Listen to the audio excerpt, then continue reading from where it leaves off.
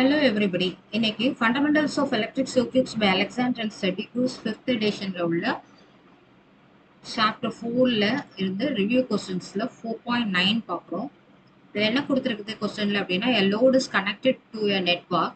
At the terminals to which the load is connected, RTH is equal to 10 ohm and VTH is equal to 40 volts. The maximum possible power supplied to the load is.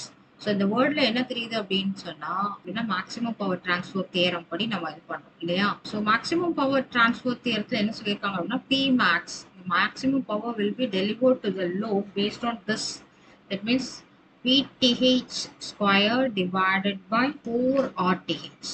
VTH னா என்ன? Thevenin's voltage. VTH is so VTH ங்கிறது Thevenin's voltage. Similarly RTH அப்படிங்கிறது Thevenin's resistance. So கொடுத்திருக்கிறது அப்படியே இந்த ஃபார்முலாவில் நம்ம substitute பண்ணா போதும் இல்லையா.